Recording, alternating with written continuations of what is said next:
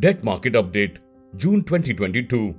The 10-year G-Sec yields moved within a limited range and ended the month at 7.45%, 3 basis points higher vis-a-vis last month. The energy prices, especially crude oil, volatility in US yields, growing concerns on global growth outlook, rise in policy rate by RBI by 50 basis points, etc. were the key drivers of the G-Sec yields. The short end of the curve moved up more and thus further flattening the curve. Corporate bond spreads over G-Sec widened but remained lower than historical average. Average net interbank liquidity declined sharply month on month, driven by US dollar selling by RBI and payment of advance taxes. Further, the full impact of hike in CRR rate by 50 basis points to 4.5% was felt during the month.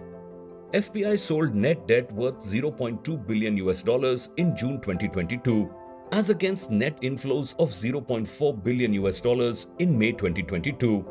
Cumulatively, FPIs have sold debt worth $1.6 billion in H1 CY22, vis-a-vis net seller of $0.3 billion during the same period last year.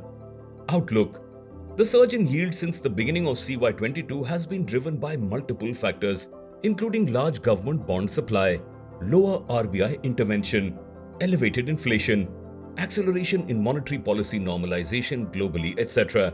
This was further aggravated by Russia-Ukraine conflict, which impacted the energy, commodities, and food prices significantly.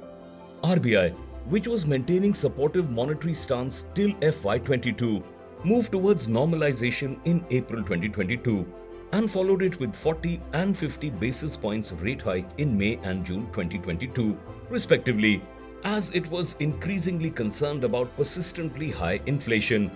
However, MPC minutes released for June 2022 meeting were relatively dovish compared to market expectations.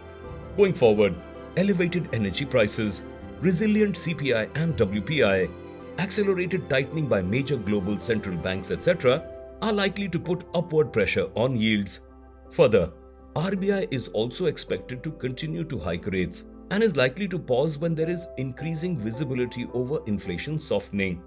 The high SLR holding of banks, along with large government borrowing program, is also likely to adversely impact yields. However, over the past month, factors supporting lower yields have also emerged. Firstly, there is emerging concern about the global growth outlook, and risk of recession or slowdown in US and other advanced economies has increased. Consequently, commodity prices including agriculture have corrected substantially from their peak, and if the trend sustains, that could ease inflationary pressures. Moreover, risk of fiscal slippage has reduced in view of the recently announced measures to impose tax on exports of oil and auto fuels.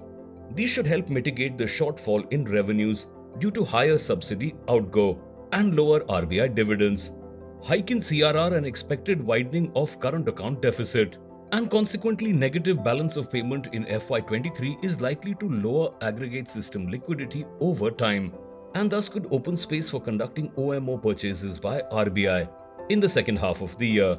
On an overall basis, we believe that balance is still skewed towards yields trading with an upward bias. We derive comfort from the fact that the adverse factors are prevalent for some time now, and the impact of the same has been priced in, to a large extent, in the current yield levels. Further, there are certain positive developments, which if sustains, bode well for yields. In conclusion, in view of the heightened near-term volatility and expectations of continued flattening in the yield curve, we recommend staggered investments into short to medium duration debt funds.